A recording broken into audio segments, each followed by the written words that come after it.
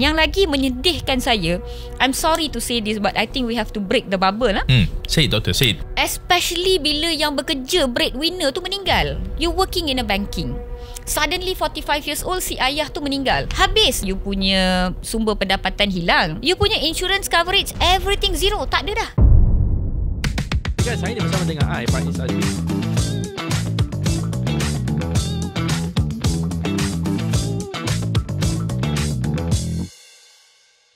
Assalamualaikum dan selamat pagi kepada penonton FF Podcast. Hari ni kita nak cakap sikit lah pasal working adult to pre-retiree. Pre-retiree tu maksudnya you dah nak bersara, tapi belum lagi bersara. So what should or what can you do? And dah namanya pun podcast, I tak akan bercakap seorang diri. And hari ni I bawa seorang influencer or KOL. KOL atau influencer? Saya tak mengaku. Tapi beliau adalah seorang doktor swasta di satu local private hospital di Malaysia dan amat popular. Dia tak nak mengaku diri dia KOL atau influencer pun. People will say that dia memang influence orang. And I follow Dr. Malar usually dekat TikTok lah. And it's wonderful. The languages yang Dr. Malar share with the public is so easy to digest. Untuk orang-orang yang macam, bukan nak kata tak kisah pasal kesihatan, but we are so busy lah with our work. I don't want to become a doctor. I just want to know a bit about my health, about my family's health. Betul tak? Vice versa, saya follow Financial Faiz for finance punya related information, because nombor-nombor duit finance is too complicated, you know. I rather dissect somebody ataupun resuscitate with CPR than fahamkan all this information. And yes, saya tak mengaku saya influencer. I prefer to call myself, saya adalah aktivis kesihatan. Aktivis kesihatan yang menggunakan medium social media sebagai satu platform untuk menyebarkan ilmu kesihatan. Tetapi di mana saja ada peluang untuk memberikan kesedaran tentang kesihatan, saya gunakan. Contohnya media bertulis, ataupun aktiviti secara fizikal, ataupun aktiviti community turun padang. Semua saya buat. Cuba explain sikit, aktiviti fizikal tu macam mana? Saya pergi ke tempat-tempat yang dijemput seperti syarikat swasta ataupun agensi kerajaan, and anywhere if they call, even sekolah dan universiti. Offline events lah. Offline events, kalau diorang panggil untuk sama ada team building ke, diorang punya training ke, ceramah kesihatan ke, kadang-kadang dia ada open day untuk kesihatan, HR open day, whatever it is. Kalau diorang jemput, saya ada kesempatan and I can make it and it suits my needs, then saya akan pergi dan buat ceramah di situ, dan ajarkan teknik, buat saringan kesihatan apa yang sesuai dan sebagainya. Saya akan bawa tim saya untuk berbuat semua demikian. Dr. Malar, when you go to these places, ada tak orang kata, Dr. Malar nak ambil selfie? Oh, penuh. So sebab tu saya akan sampai awal dan I have a policy that satu hari saya buat satu event sahaja. Saya takkan lompat-lompat pagi kat sini, pentak kat sana. I won't do that. And even though let's say ceramah saya 10 sampai 12, saya memang akan stay lepas tu sampai pukul 1 ke 1:30 ke 2 ke, sampai everybody dah puas, dah ambil gambar, dah bosan. dah buat TikTok trend lah, nak menari, nak boomerang ke. Oh, you layan with whatever dia punya request? As long as it's sesuai dengan I lah, tak adalah lebih-lebih. Noted, faham. And also dia nak tanya-tanya soalan, doktor mak saya macam ni, doktor macam tu, doktor nasihatkan macam di sana. A little bit of apa yang saya sempat, I cater dekat sana. Bila dia orang request Dr. Malar, dia tanya tak? Ada minta dia orang pergi tag Dr. Malar dekat dia punya own social media? Usually saya cakap je lah, sebab when dia orang ambil gambar dengan saya, saya tak sempat nak ambil dengan phone saya. Betul. Because it's double the time, you see. So biasanya mereka ambil dengan dia phone, and saya memang tak ada the copy lah. So I will just tell them as a gesture, nanti tag saya. So ada yang keluar lah dekat kita punya notification tu kan, kita nampak lah dia orang tag. Ada yang you understand, right? Banyak sangat notification. Ada yang memang kita tak perasan jugalah. But I'll just tell them tag. But even that, saya tak akan repost. I don't most of the time I don't, sebab I have larger audience. Takut nanti kalau dikecam ke, di apa ke kan, diorang pula dapat tempias tu. So I leave their privacy to themselves. Just so you guys know, it's actually a very good tip bila influencer macam Dr. Malar ni di tag dan diletak dalam story, her own influence akan naik secara automatik. People yang tak tahu pasal Dr. Malar, bila come across stories posted by other people and tag by you, tag with you, orang tu akan tekan dan akan kenal you. Daripada tak kenal, kenal. Algoritma tu lah. Exactly. So hari ni kita nak tekankan pada topik Malaysia menuju negara tua, dan kita daripada working adult menjadi pre-retiree. Nak tanya sikit lah. Kita jump to the topic ya. Alright. In general, what is Malaysians punya health situation? Are we healthy or are we not healthy in general? In general, I think everybody is more health conscious, I would say. Okay. Kita lebih arif, lebih tahu tentang kesihatan berbanding dengan sebelum pandemik COVID-19. Okay. Lebih ramai doktor dicari dan di-follow, sama ada di media sosial ataupun media-media yang lain. Kalau kita tengok TV ke, surat khabar ke, dah mula ada slot khas untuk kesihatan. Because the demand is there, because people are more health conscious. Nevertheless, adakah ia menyebabkan hospital, sebab kalau nak kata sihat, then the hospitals must be empty lah kan. The clinic hours must be shorter lah kan. Sebenarnya tidak. Kalau kita tengok contohnya bulan puasa hari tu penuh. Hospitals around Klang Valley, Katil penuh. Sebab apa? Dengue. But dengue is not something yang kita boleh say, it's because of my health choices kan. It just so happens that nyamuk datang gigit. I mean, it's my environment choices maybe. I tak bersihkan I punya longkang ke. What you saying that is part of a life choice, is it? Because kita keluar pergi bazar Ramadan waktu senja tu, that is the time nyamuk Aedes tu keluar. So dekat area bazar Ramadan tu kan banyak lecak-lecak. Waktu tu kan banyak, waktu bulan puasa tu petang hujan. Betul-betul. So you have a lot of longkang dan juga kenapa it's not dengue, orang rasa bukan salah saya sebab nyamuk tu yang datang gigit. I'm a doctor nearly 15 years. I've seen more than thousands of patients dengue.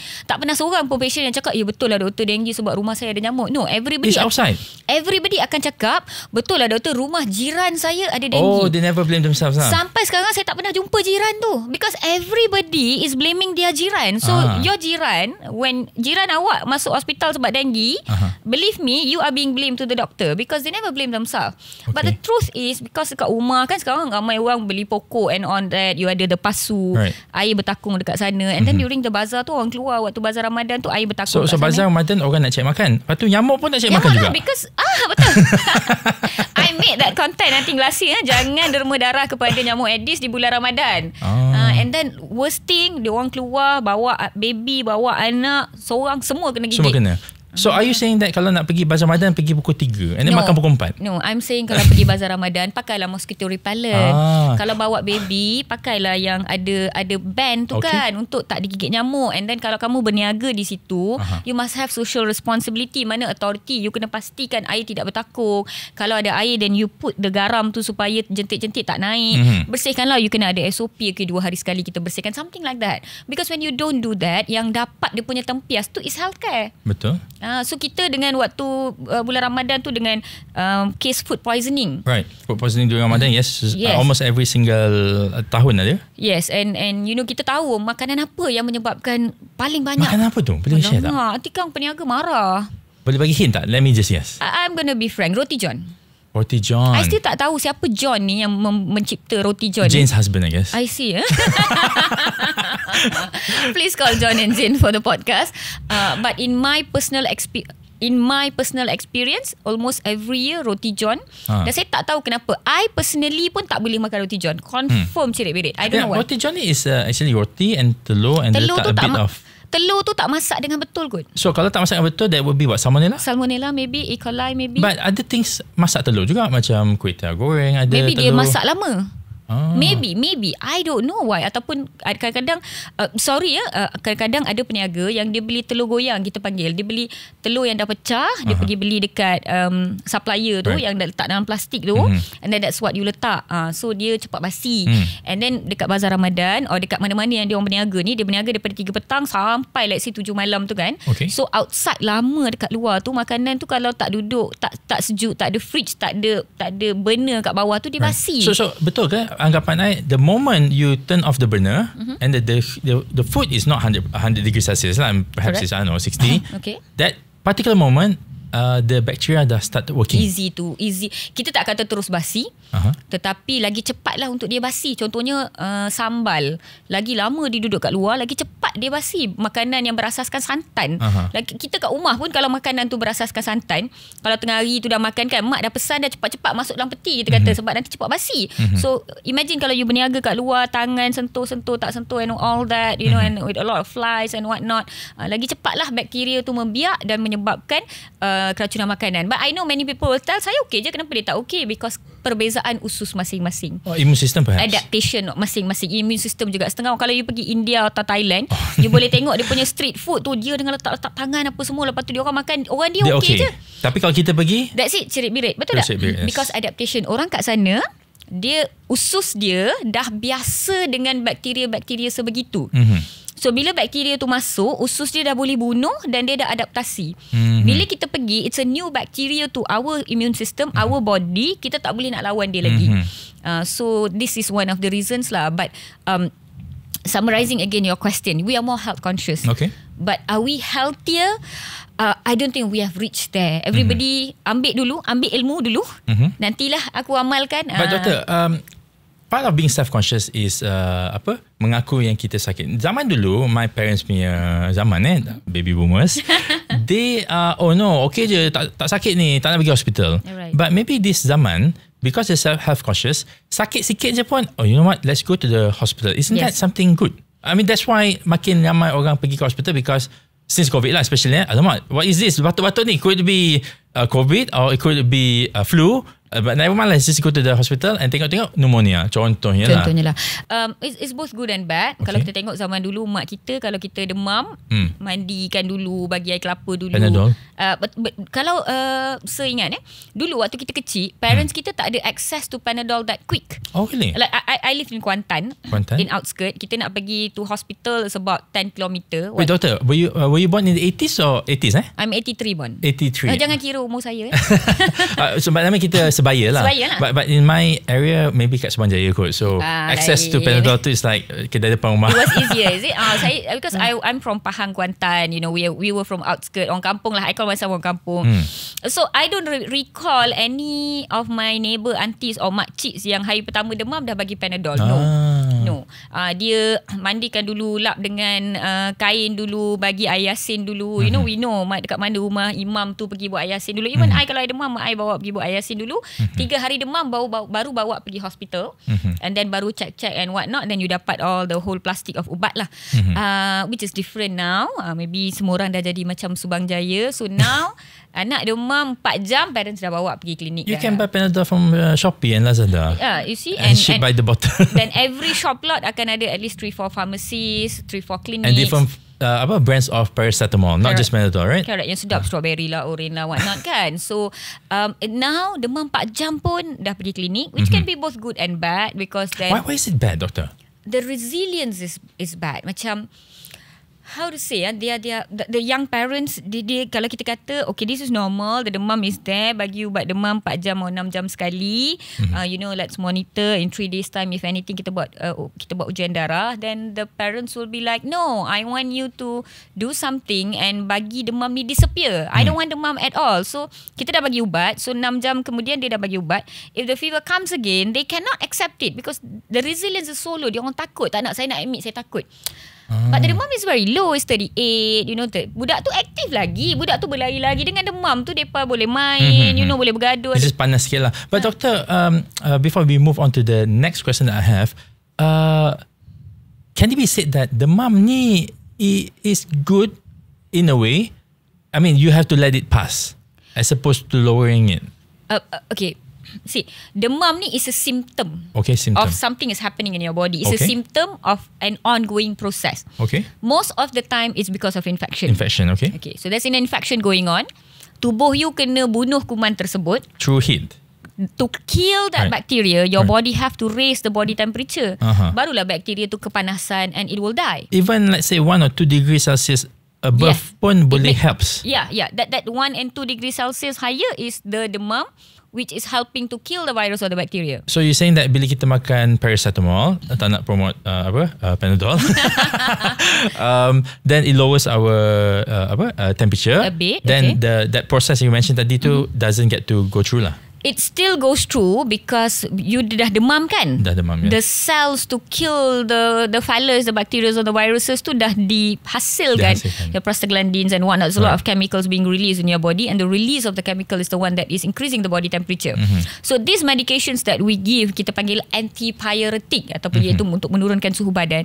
It is very mild one. We want to give a mild one because we want the process to go on.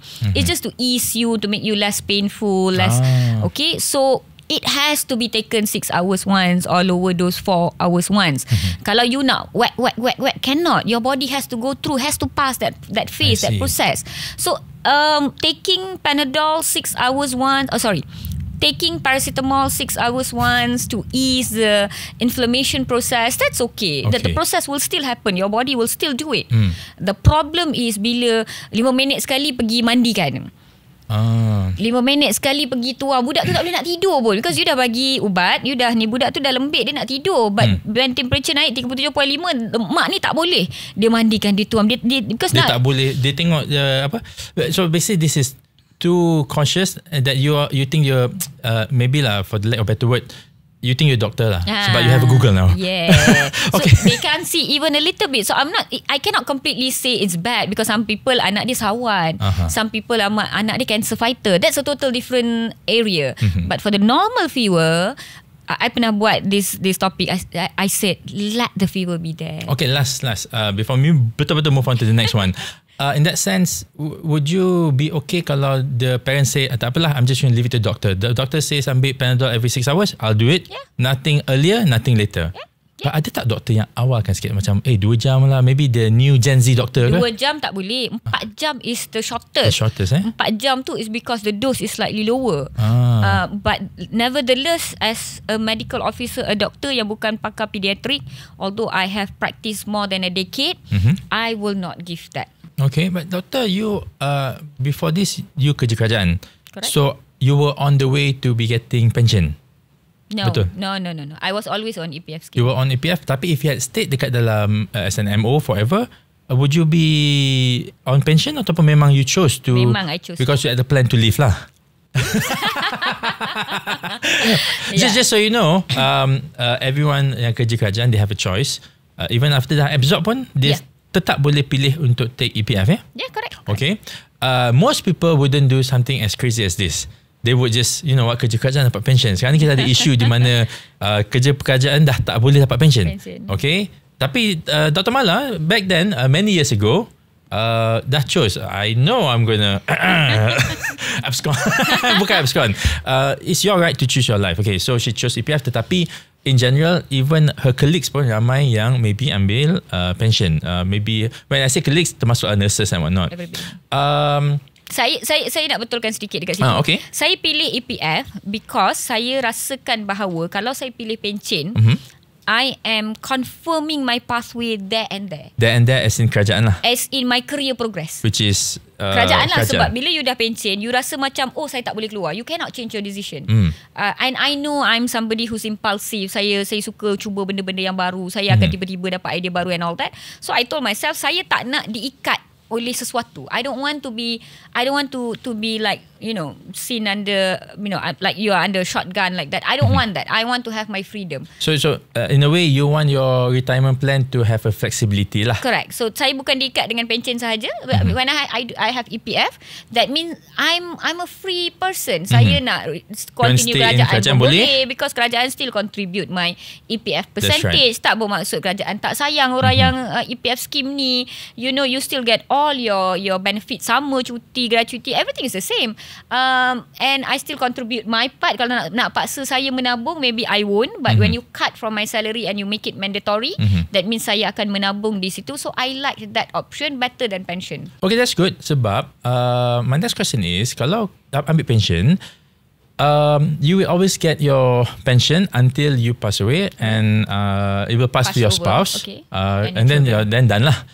Children if below certain age lah. Okay. Tetapi if you take EPF, after you retire at the age of 55, you boleh keluarkan account 1 in full, account 2 dan account 3 flexible tu dah habis keluar kot at the age of 50. What is your strategy? Sebab doing pension, the kerajaan bagi duit sikit. But now you get a lump sum. And boleh dikatakan, in general, about, I don't remember the figure, maybe 70% of EPF pensioner, EPF retiree, alright, hilang, habis semua duit dia selepas 3 tahun. And then dia kena sambung balik kerja. Because dia habiskan duit. So what is your plan, doctor? After you retire, where do you plan to continue this, putting this lump sum of money? Where to put? Yeah, where to put or how to spend it? 55 until maybe our life expectancy for a lady in Malaysia is 77 if not mistaken. Alright. So 55 until 77 is about 22 years. Alright. That's long. Okay, so dia macam ni tau. Saya daripada let me break the secret lah. My husband is a government servant. Okay. So dia pension. Saya EPF. Okay. So we have a fair balance, orang kata. But when I made the decision, I didn't know I'm going to marry this man, but I still made that decision. Right. And then God gave me, saya still akan dapat pension sebab Or you suami try saya to find punya. a husband yang ada pension lah. I have to find someone yang ada pension to balance. No, that happens spontaneously. So I personally have zero knowledge in finance. Tax saya sendiri pun saya tak filekan sendiri. My husband does that for me. Saya tak suka duit. I don't even pay my loans myself. I don't like to take my salary and pay to a bank or a loan. I feel that's a waste of my money. So my husband does that for me. So where I'm going to put the money, I seriously have not thought about it. But it's not secret that I think it's not racist to say many Indians kita suka beli rumah. When we are pregnant with first child, kita beli satu rumah. We pregnant with another child, we buy another house because we feel that itulah duit yang kita nak gunakan untuk anak tu belajar nanti. So I juga tahu EPF ni kita boleh ambil sikit untuk beli rumah. Betul. Renovate rumah pun dia orang bagi sekarang and all Betul. that. So what is my retirement plan is to have commodity untuk ada sedikit passive income daripada sana. And I know nanti 55 or 60 nanti boleh ambil EPF money tu.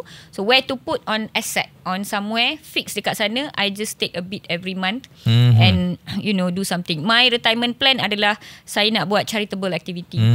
Saya nak jadi for now anak-anak saya kecil, so kalau nak suruh saya buat banyak community outreach program, I cannot do that. I cannot go to third world countries. Saya tak boleh nak pergi because of family situation. Tetapi once anak-anak saya dah besar, once saya boleh retire daripada bekerja, I want to spend the rest of my life untuk buat activity charity. Mainly not medical or healthcare. Saya nak buat I really like buat charity in education form, pergi ke sekolah, inspire more children, more people to sambung belajar, whatsoever and everything. In countries maybe like I don't know, Thailand, India, or even Malaysia itself, kita ada banyak estate, Felda and whatnot.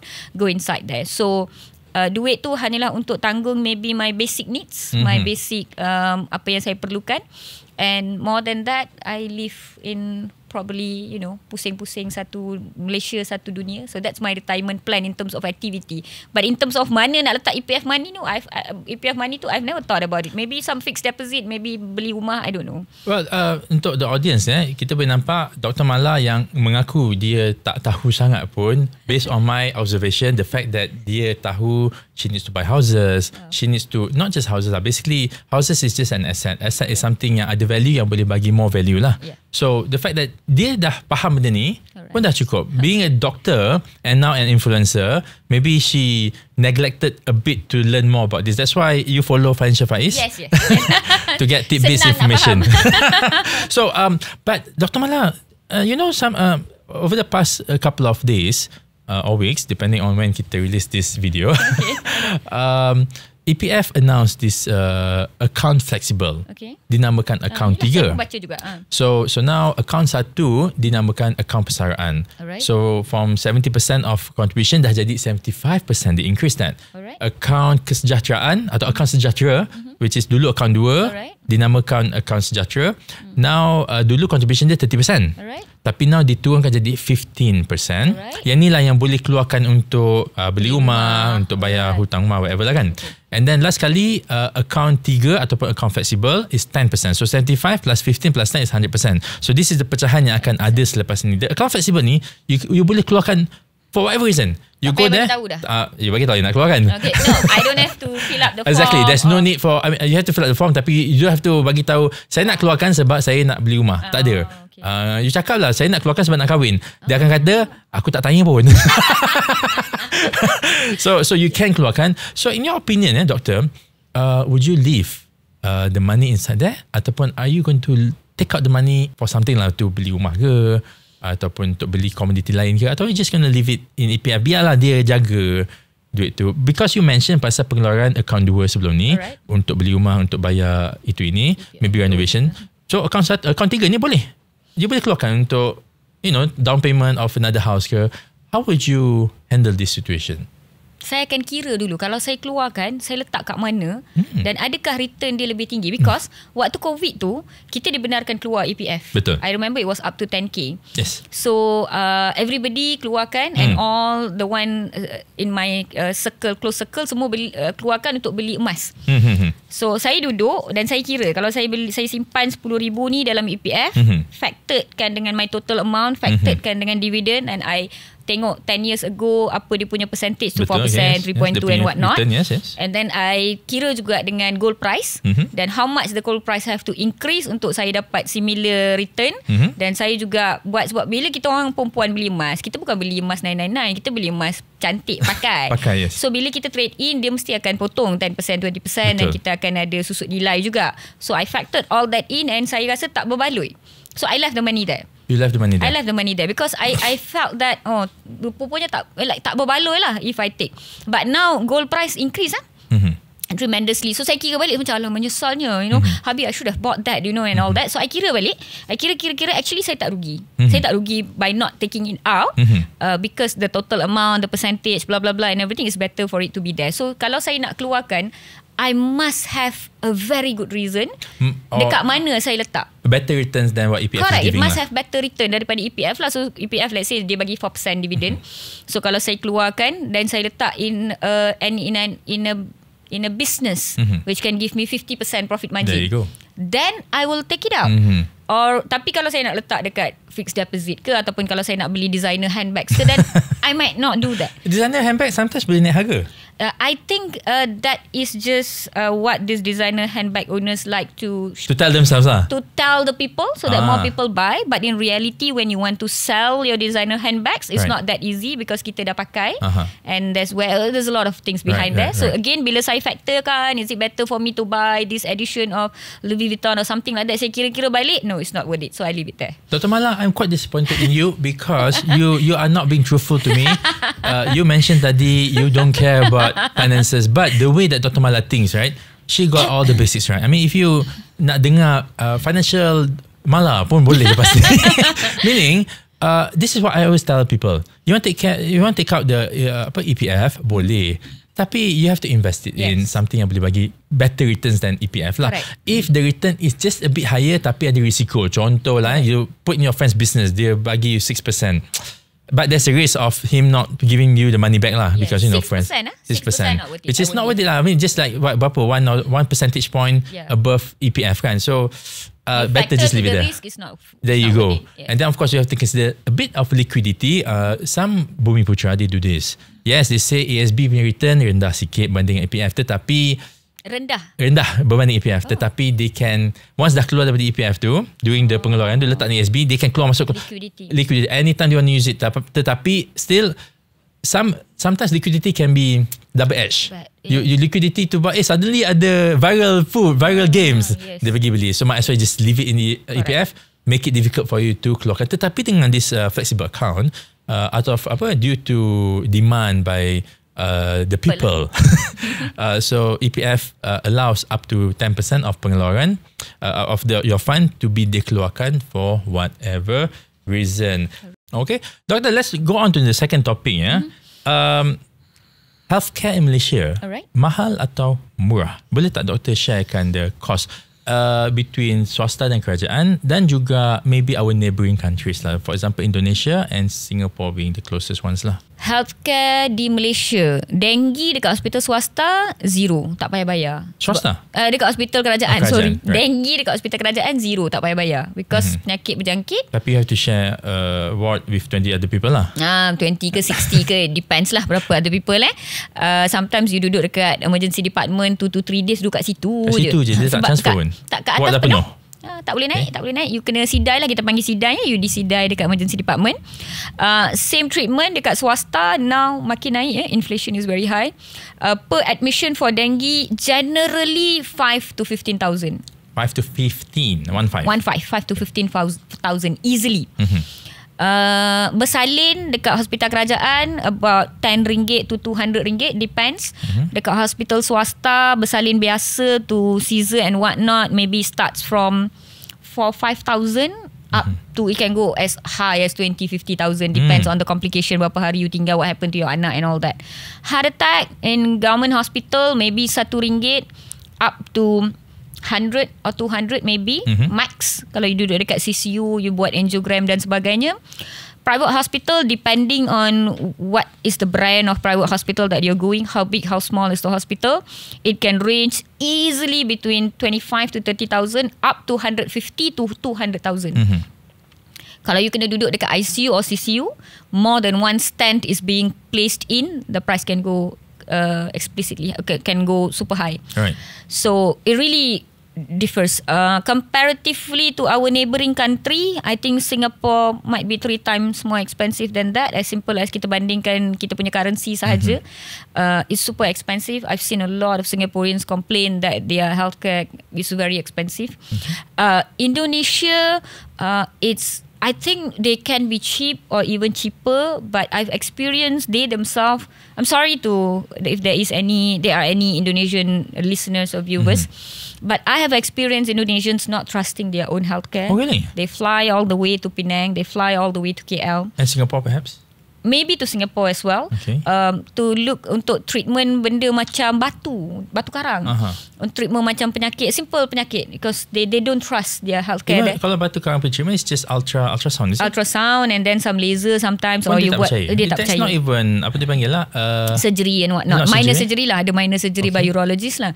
So we have experienced that. That's why health tourism dekat Malaysia among our region is quite meriah, orang kata sebenarnya. Nevertheless, Indonesia ni, apa yang saya faham adalah tempat yang rural tu, the healthcare can be very susah nak dapat, very poor. The city centre tu maybe slightly better lah, but harga diorang I'm not too sure actually. Doctor, when you were posted as HO and MO, boleh tanya tak, Doctor, where were you posted? Hospital Kuantan, Hospital Seremban, Hospital Tunku Jaafar Seremban, and then Hospital Kajang. Those my government hospital punya experience lah. I see. Kuantan, Seremban and Kajang. So ada banyak perbezaan antara swasta dan kerajaan for obvious reason. One is subsidized, the other one is not lah. Yeah. Tapi as a person in Malaysia, tadi you sebut berpuluh-puluh ribu, dengue up to 15,000. How do Malaysians actually pay for this? I mean, insurance? Insurance, yes. So 100% insurance. 99.9% insurance. So unlikely for those yang tak ada insurance untuk pergi ke hospital swasta 0.1% lah. Yang tak ada insurance ni because nak second opinion. Tak percaya most of the time, let's say benda macam cancer, that kind of things, and then they're stuck dekat emergency department. Dia datang sebab emergency accident paling dekat, then they come and then somehow kena transfer out. And sometimes yang cash pay ni kita panggil because of anak-anak pediatrics. So pediatrics can sometimes be 2-3 hari punya admission je setakat demam batuk, but tak ada insurans, dia orang tak sabar nak tunggu dekat government, so they come here. Between one admission tu dia dah serik tu, after that dia orang dah insurance lah. So 99% is insurance patients lah. Okay, so as we know, bila harga healthcare naik, macam tadi doktor cakap lah, recently dia naik kan. Yes. Especially after COVID. After COVID, correct. During COVID and after COVID, the paymaster for these bills adalah the insurance company. Correct. And bila benda tu naik, dia akan naikkan kita orang punya premium. So basically everyone has to pay more, doctor. You have to explain that part. Betul lah kan? Yes. So it seems like healthcare industry ni is very recession proof sebab during COVID dia naik harga. During COVID tu sebenarnya we suffered a time where costing naik excessively. Okay. Tetapi kita tak boleh, healthcare ni kita tak boleh naikkan harga overnight. There are some regulations by the doktor punya lagi tak boleh lah. Doktor punya MMC pegang. The doctor punya meaning the consultation ke? Consultation fee. MMC dah tetapkan this is minimum, this is maximum, so you cannot go beyond that. So I think the last they revised many years ago. The doctors are still fighting to revise that. Tapi hospital charges adalah apa yang hospital tetapkan. But it's also a competition lah kan. You nak tengok your competitor berapa banyak. So they won't simply raise the price. So at that time costing naik sebab tiba-tiba ada PPE, tiba-tiba you kena pakai double mask, because of the COVID because of the COVID, and you have to have one separate ward untuk isolation and whatnot. So bilik yang 2 orang tiba-tiba kena jadi 1. So it was very chaotic. So that was the time kita suffer sikit lah in terms of profit margin. But having said that, then after that slowly, maybe they took about 6 months to 1 year, then they revised the price, which remains until now. But is it recession proof? Yes, sebab tahun yang COVID tu pun we still got our bonus. Yeah, it is a recession-proof. Hospitals are recession-proof industry, but the clinics, they suffered juga. Because the clinics, most of clinic tak ada patient. They were very quiet, and a lot of people work from home, so they learn how to treat themselves. They orang pergi pharmacy terus beli ubat. So the clinics were a bit affected, but the hospitals, no. So doktor, based on apa I baca ni, this is a current issue, harga ubat dijangka naik 5 to 10% this year. Alright. Okay, so especially kalau Amerika Syarikat naikkan harga-harga ubat, sebab we import 50% of our ubat. Correct. Okay, just to ask lah, why do we import 50%? Are we able to manufacture our own drugs? Ataupun maybe kita beli away from US, maybe kita boleh beli daripada India ke? Number one is patented punya ubat, kita kena ingat. Yang patented, we still have to fall back to the patent ones. So ubat-ubat yang highly efficient untuk serangan jantung, stroke, this kind of conditions yang kita kena bagi A-class medications. Wait, A-class medication? Maksudnya yang mahal lah, yang the good one, the ubat cair darah yang the best. Before so different ubat ada different efficacy, is that what they call it? Okay. Macam ni nak cakap. Okay, ubat ni ada kategori. Right. Okay, so kalau ubat macam antibiotics, usually we doctors, kita beli yang original sahaja. I will only prescribe original because dia punya kadar keberkesanan tu jauh lebih baik bila dia original. Kalau ubat macam ubat demam, ubat sesama, ubat batuk, then you can buy the generic, which is way much cheaper. Generic is yang dah tak ada patent lagi. Tak ada patent lagi. Yang dia copy lah, dia photostat, dia buat cara lain lah. But still dia ada a bit of difference from the original. From the original. Tetapi ubat-ubat untuk penyakit jantung, stroke, you know, most of them are still patented. Super expensive, and you cannot run away. Ubat-ubat yang digunakan untuk dissolve your clot from the stroke, all that is still patented. So you tak boleh lari daripada original manufacturer, yang mana kebanyakannya di Eropah ataupun di USA, di US, UK lah, Germany and what not. That's number one, why we cannot run away from buying 50% from to import. Another reason kenapa, because I think kita tak ada, can we produce more? I don't think we have that much of kepakaran for now. We need that much of graduates daripada pharmaceutical, daripada biomedik, daripada biotechnology untuk set up such pharmaceutical punya kilang and maintain in terms of quality, quantity, pricing and what not. Are we that forward? I don't think so lah. Ada few manufacturers je around the country for now.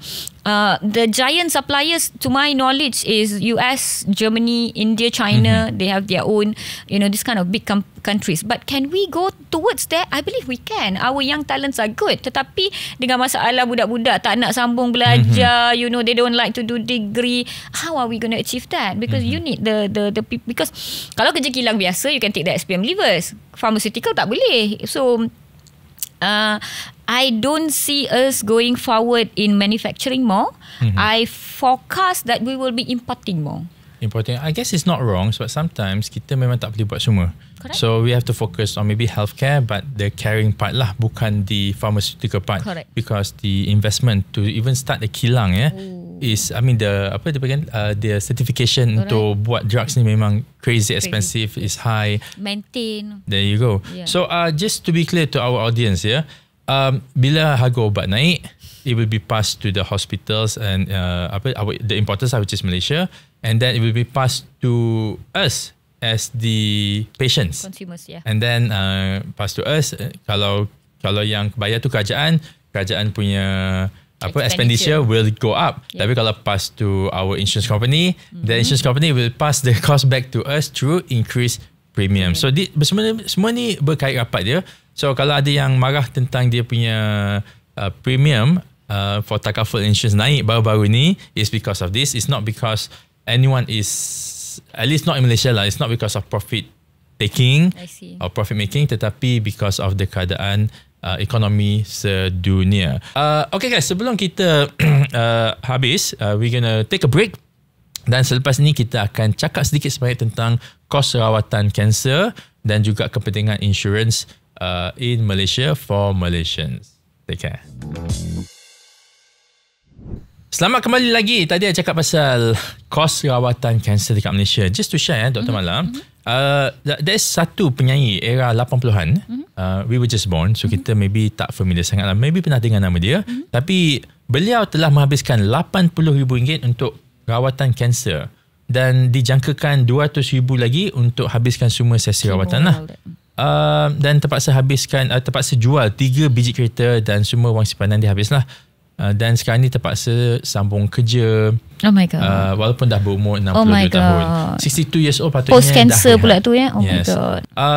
My first question, why do people like this, for example, kenapa dia tak pergi hospital kerajaan? Kenapa dia choose to menjual aset-aset dia pada umur 62 tahun? Sebab yelah, patut 62 tahun ni boleh je sambung, boleh je perlu je hidup lagi. Okay?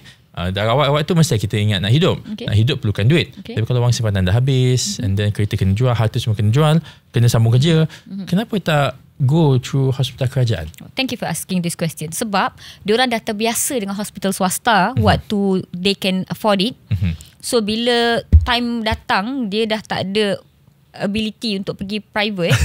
Okay, I think I faham. Yes. Okay, dia tak boleh nak, dia akan pergi kerajaan once or twice. Okay, so untuk buat blood test, appointment 2 bulan. Nak review result blood test tu, appointment lagi 3 bulan. Ambil scan lagi 6 bulan. Lepas tu nak review scan tu lagi 3 bulan. Tak boleh, dia give up. So itu yang saya kata, yang datang dekat private tu adalah yang self-pay yang datang private ni, 1% tu yang appointment dia terlampau lama dekat government, you know, they nak second opinion and all that. And this situation, surprisingly ni adalah daripada media. We see a lot of people from this situation. Daripada mereka yang ada some form of coverage ketika mereka bekerja. Company dah cover. So dia rasa, kenapa saya nak beli private insurance? Company kan dah cover GL. Kenapa saya nak sorry, I don't know whether I can say it or not. You can cut it if you don't want it on air. Paling banyak saya jumpa dekat banking dan juga oil and gas, because their medical coverage is very good. Top notch Top notch. Anak-anak, isteri, spouse, everything top notch. Spouse or spouses? Spouse. Pula dah sama sekarang ni. I don't know lah. But usually yang isteri pertama tu confirm memang dapat lah ya. Anak isteri pertama betul pun. Saya tak tahulah anak isteri kedua ke. I don't know. But I know untuk staff tu, untuk spouse, children, top notch. In fact, children tu sampai macam 25. certain age. For example, 18 sepatutnya. Tapi diorang macam boleh get away. Tak, anak saya dah 20 tapi masih belajar. So company kata cover. 21 tapi masih belajar, company kata cover. So they are used to private hospital for so long that they don't realise bila dia habis bekerja tak ada cover dah. Which is 55 and 60 lah. Let's say lah dia orang you know, some people they are not let go early dekat private kan, because they are valuable. So let's say lah sampai 60. Right. You still live until you're 70 or 80. At that time memang duit dia banyak, memang aset banyak, simpanan banyak, EPF banyak and all that. So at that time dia tak ada dah private insurance. So you know lah, you kena keluarkan 30,000, 40,000. Sometimes you rasa macam might as well lah pergi kerajaan. Okay, anyway dia orang warga emas kan, so dia pergi kerajaan. They will realise dia tak biasa dengan culture tu. Orang lain, pakcik-pakcik lain okay je. Sebab they've been doing that for the past 30 years. Correct, dia orang okay je. Ayah saya sampai sekarang, my parents come to Klang Valley, I bawa pergi private because where I work kan. Right. But dia orang balik Kuantan, they don't want to go to the private. Dia kata, oh doktor hospital kerajaan tu baik, mak nak pergi jumpa doktor tu, nanti doktor tu rindu mak. Dia dah biasa dah.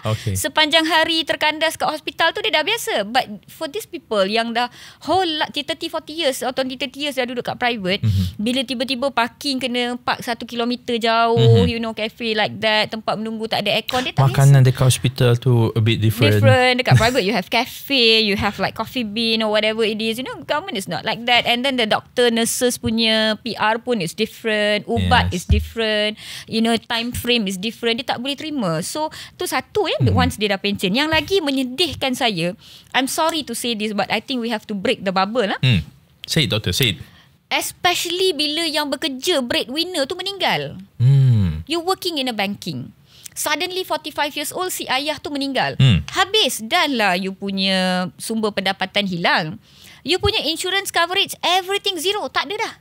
Isteri tak ada, anak tak ada, semua tak ada. Vice versa. Sometimes ibunya tu bekerja dekat oil and gas ke, banking ke, whatever it is lah kan. Tapi sebab you rasa you punya coverage tu top notch, something happen. For example, mak tu cancer. Or sometimes they quit their job or they pass away. Banyaknya kita tengok pass away lah. Langsung tak ada. These children dah biasa pergi private. Semua dia punya history dekat private. Dah lah kehilangan parents. Tak ada dah coverage. So they have to go to government. Bukan, I tak kata benda tu, I'm not saying government service is bad. What I'm saying is, dia orang tak biasa. Jadi bila dia orang tak biasa, dah lah sakit tu dah memberikan stress minda. You pergi to a new environment that you're blaming yourself in a new situation, you jadi double stress. So, saya tak jual insurance, saya tak promote mana-mana insurance company or panels or takaful or whatever it is. I don't even know much about the percentage difference and whatnot. But what I'm saying is perlindungan is very important. Saya yang bekerja di hospital pun, I can easily pergi and cepatkan appointment through my friend, babe, kau free tak? Maybe can lah, But I still have private insurance for all of us. Despite my husband ada subsidized, my husband is a government servant, right.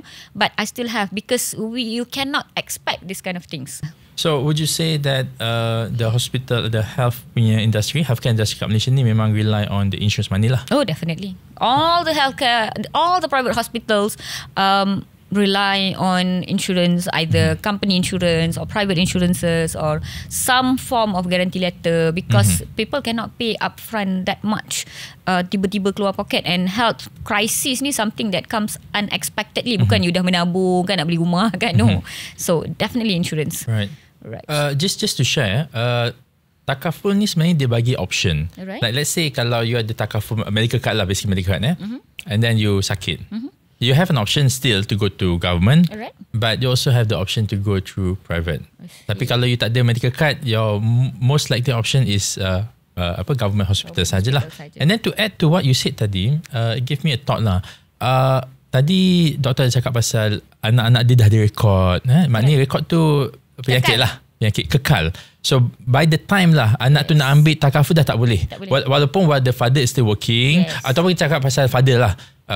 Father is working until say 45 dekat this oil and gas company. Alright. Tapi dia ada record heart disease lah sikit. Maybe bukannya stroke, tapi heart disease. There is a permanent record.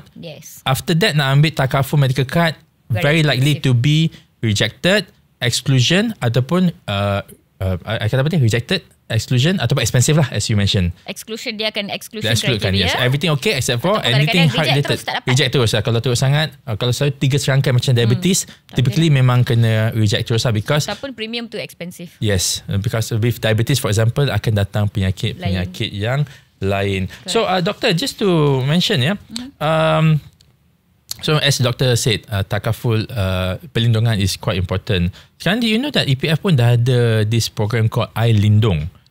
It makes it easier for a person like doctor yang ada EPF untuk beli insurance. Sebab most of our money, I mean yang kerja yang ada contribution EPF, the money is kind of locked dekat dalam EPF. Yes, correct. And then we also have our own expenditure yang kita nak pakai gaji. Betul. Tapi dengan adanya I Lindung ni, you can actually use part of you punya cawangan EPF untuk bayar you punya insurance ataupun takaful. Oh, that is interesting. That is good. Yes. So it doesn't kacau you punya cash flow lah. Sebab you nak beli pakai cash, boleh. Tapi then your gaji bersih tu dah kecil sikit. Tapi now, you can just log on to I think it's I account KWSP. And just click a few buttons. And then you are able to purchase them through KWSP. Dia similar to other insurances jugalah. It is basically apa tu? I Lindung tu apa tu? It's basically Malar pula nak tahu. Kita pula I jadi hosting sekejap. Basically EPF noticed that people want to buy insurance, okay? Tapi cash macam affected. And then people were saying that EPF potong gaji, bukan EPF potong, I mean gaji mereka dipotong untuk masuk dalam cawangan dia sendiri. Still their money. So they unlock that money untuk benarkan mereka beli insurance atau takaful. So basically, tapi bukan EPF yang provide this takaful EPF with their partners. Okay, so their partners are obviously insurance dan takaful companies lah. So kalau korang tak ada budget in terms of cash, tapi ada duit kat dalam EPF, bolehlah keluarkan sedikit. That's interesting. Cuma I have to mention that for now, the I Lindung is mainly untuk takaful nyawa dan juga takaful critical illness. Belum lagi ada medical card. But at least something. It is something, yes. Sebab we need both pun sebenarnya. We need the takaful nyawa. Macam tadi doktor cakap, kalau the breadwinner meninggal dunia, sure, dia punya medical card from the company is gone. Tapi the income pun gone juga. Gone juga. So this is where this iLindung ni can come in place, at least for one thing. And then for the medical card, you can still purchase dekat luar lah. But since you said that EPF ni sebab dia bagi lindungan nyawa, the case that I mentioned bila the breadwinner tu tak ada dan insurance tak ada, the case yang I jumpa, dia orang accident satu family.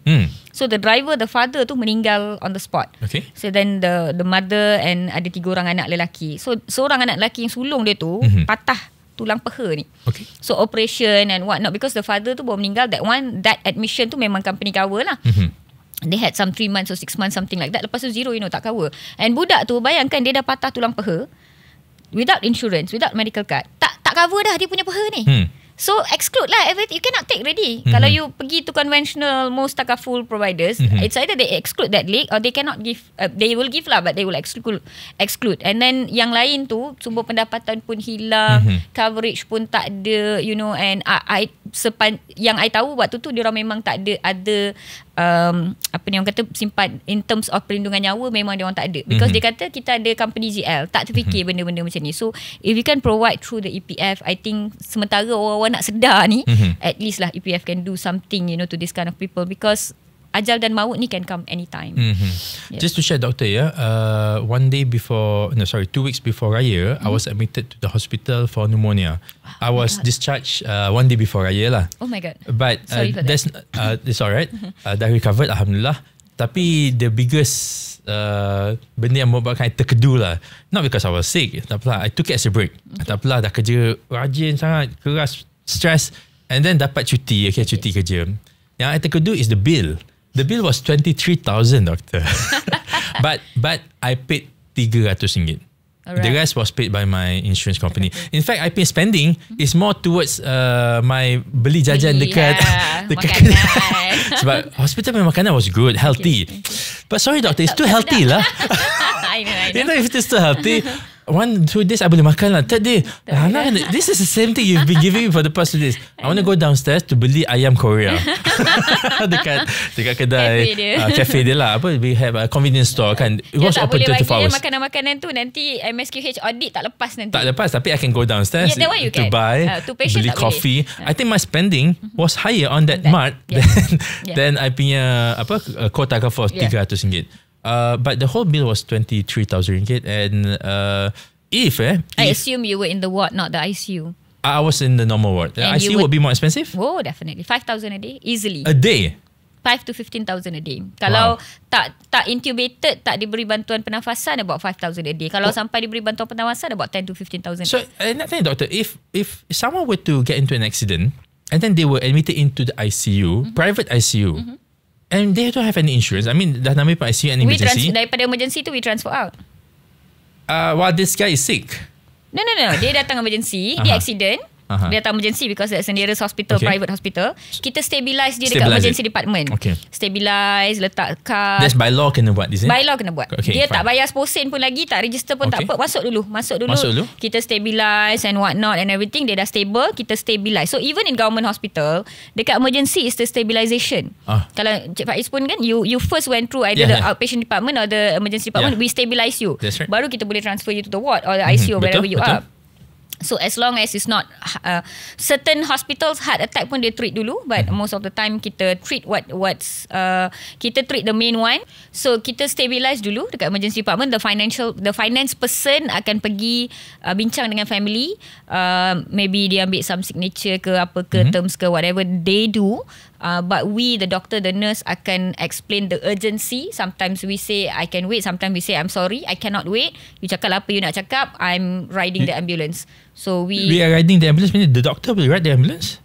I follow the patient in the ambulance. Oh really? The doctor? To send to government hospital, depending on the stability of the patient lah. Kalau dia that sick, perlukan doktor company. Kalau quite stable, nurse accompany.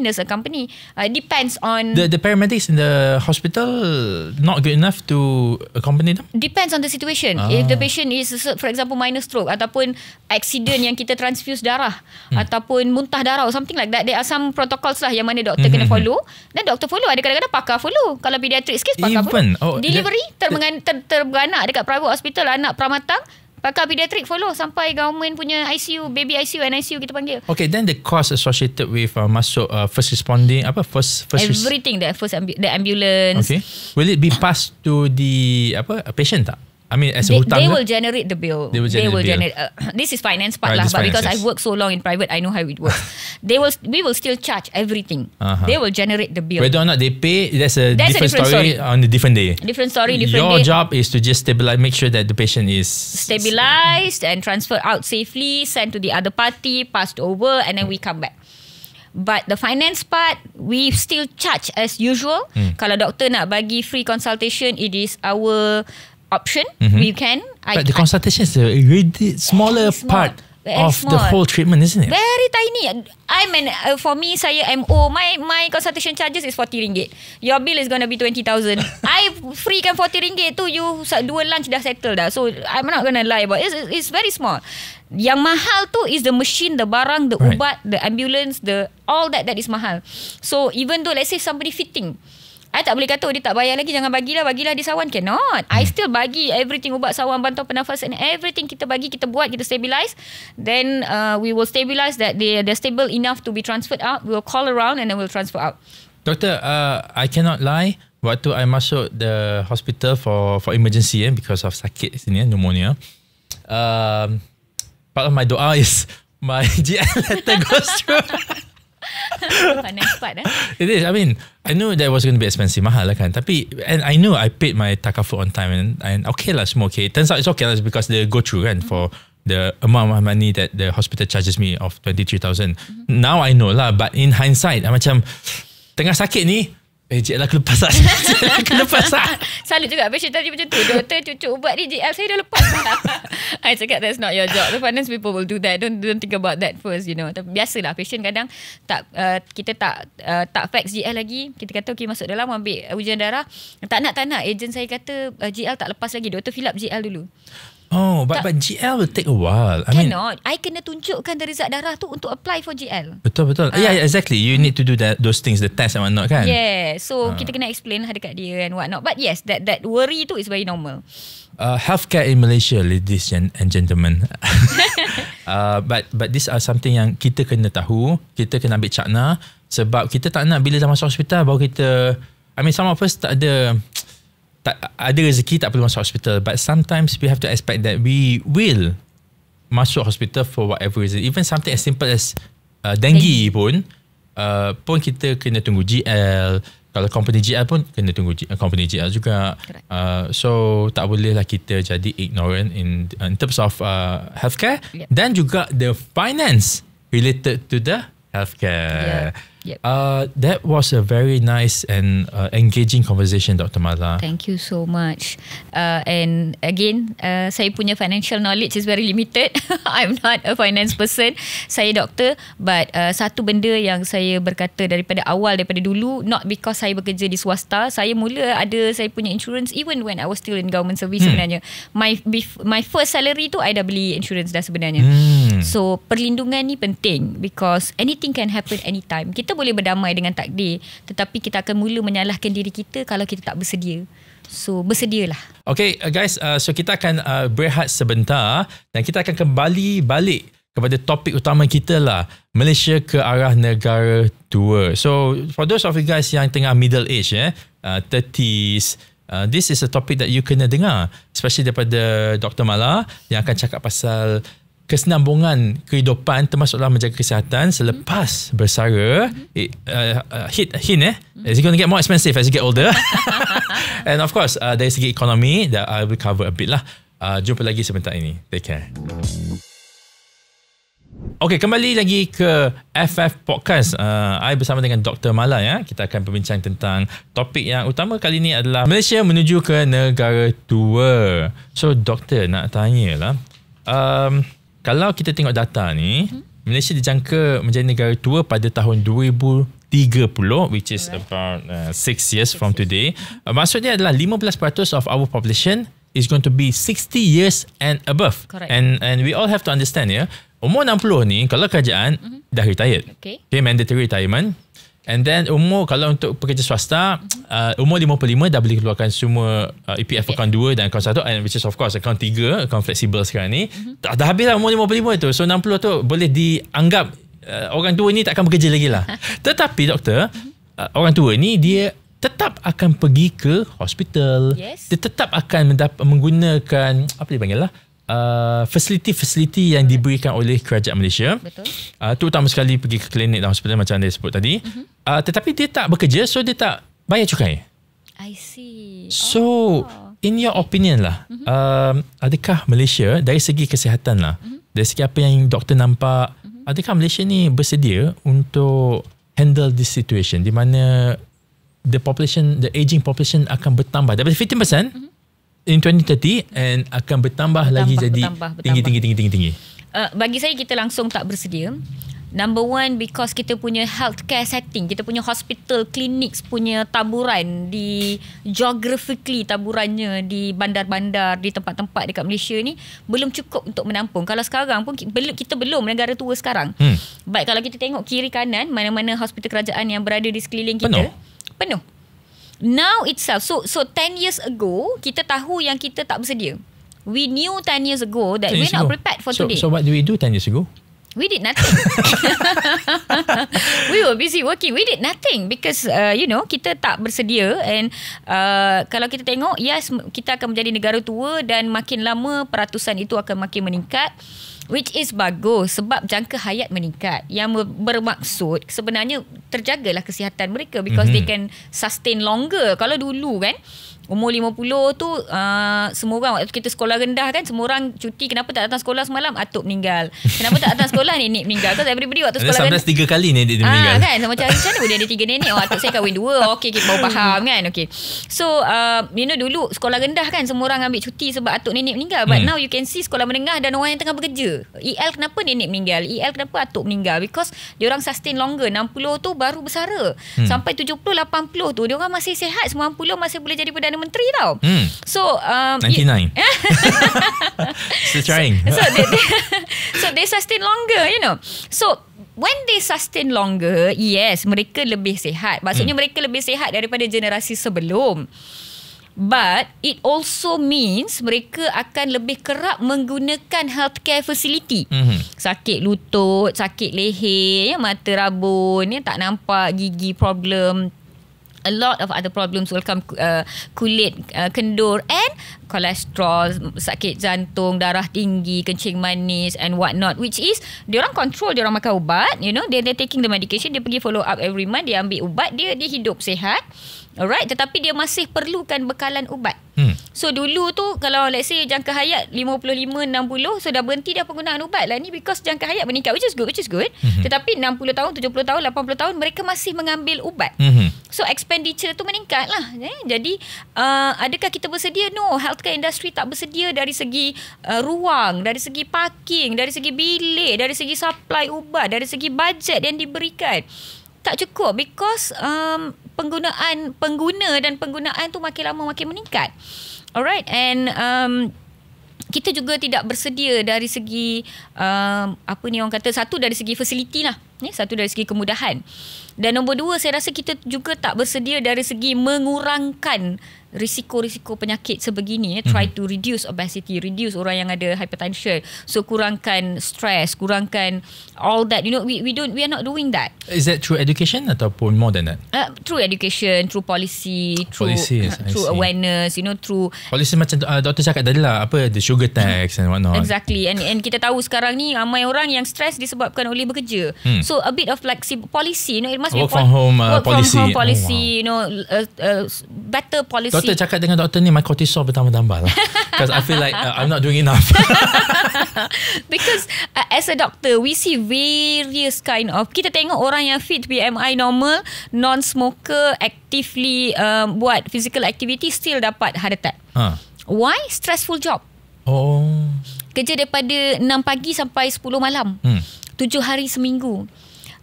So we see this kind of thing. So who can make a difference? Policies, the government lah. Policies, the government. But doctor just said that the government 10 years ago lah until now has not done enough. Is that what you said? I'm not criticizing any sitting or past government. Let's be clear there. But what I'm saying is collectively sebagai sebuah negara, collectively bila kita berbual dengan rakan-rakan ataupun saudara mara, when you're doing a program in your company or program kerajaan, daripada kerajaan dulu sampai kerajaan sekarang, adakah kita bercakap tentang perkara ini? Tidak. Kita tahu nenek kita hidup lebih lama, kita tahu atuk kita hidup lebih lama, and our parents, is living longer, but are we doing something about it? No, we're not. Because we feel that, that's okay. Kita tak sedar yang then facility kesihatan akan digunakan lebih kerap, lebih selalu, lebih banyak. Therefore, bila ada town planning, bila ada kondo naik, kenalah ada hospital naik juga. I see. So the planning, it's like we are doctors, kami bekerja di belakang tabir. We are struggling with other things. We cannot look into all this. So tapi we are impacted with the effect. Doktor-doktor kerajaan tu yang diherdik, dimaki. Betul, yes. Sebab lambat, sebab tak ada katil dekat emergency department, sebab dia orang disidai 2-3 hari dekat emergency department. It's not their fault. Because they don't know berapa banyak population sekeliling tu and what's the capacity of the hospital. That's not their job. Betul. Their job is to cater the patient who's there. So dia boleh buat up to dia punya capacity. So you're saying, you agree if I say that they are underhanded lah? Underfunded, sorry. Underfunded, understaffed, overworked, tak cukup facilities, tak cukup resources, everything, because we're not prepared for this. So untuk yang ada bad experience in any of these hospitals and klinik kerajaan, you have to understand that it's not their choice that they are tak cukup everything, especially doctors and nurses lah. We have to feel sorry for them. But what if kalau Malaysia bergerak ke arah healthy but old, meaning that just because they are old, 60, 65, it doesn't mean that they have to be unhealthy. Let me put like this to you. Let's say you ada Proton Saga. Okay lah, put it a Ferrari lah. You have a Ferrari, the best car in the world lah. I don't know whether it's the best car. I'm not good at cars. So let's put you have Ferrari. A 5-year-old Ferrari and a 20-years-old Ferrari. Dia punya servis dia berbeza tak? Berbeza lah. Dia punya kadar repair dia berbeza tak? Berbeza. So dia punya wear and tear dia berbeza tak? Same goes to human body. So you're saying that we cannot fight biology lah? You cannot fight biology. So, you cannot fight that at certain point you punya lutut dia memang akan ada wear and tear sedikit. So you akan ada all that pain because biologically kita menggunakan, kalau you duduk saja dia pun masalah juga. Kalau kereta tu you buy Ferrari, 10 tahun you parking je kat rumah. When you want to start tak? Tak start lah. Sama lah, that's when you don't do physical activity, dia akan lagi contracture. Sama juga. But if you overuse, you racing kan, you overuse, dia akan rosak juga. So it's the same. Human body pun sama juga. Bila you aging, you memang akan mata rabun sikit, telinga tak dengar sikit, you walk a little bit unstable. It's biologically, some changes akan berlaku. They can be healthy, they can run for the house, they can be politicians, they can be pengarah, they can be whoever they are. Tetapi mereka akan ada, they will be slightly unhealthier compared to their 40-year-old. Compared to waktu dia orang 50 tahun tu, 60 tahun tu dia lebih, dia akan, kalau waktu 40 tahun tu dia pergi hospital setahun sekali je. Bila 50 dia akan pergi setahun 2 kali. Bila 60 dia akan pergi setahun 4 kali. Kalau yang orang yang waktu 40 tu pun dah setahun 8 kali dah, dia akan meningkat lah.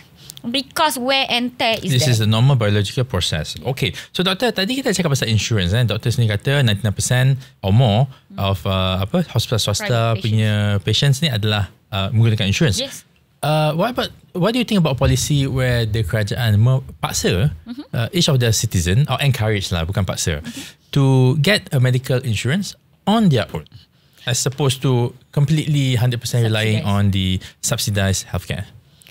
Saya rasa ia perlu dibuat I know many countries dia ada compulsory That's healthcare right, like insurance. Germany for example. Germany, US juga. US, if you don't have a private insurance, then you have nowhere to go because dia tak ada hospital kerajaan. Kan. So kalau you tak kerja, then dia masalah. Exactly. Dia punya insurance is melekat dengan kerja. So you tak ada kerja, you tak ada insurance. If you want to buy on your own, mahal sangat.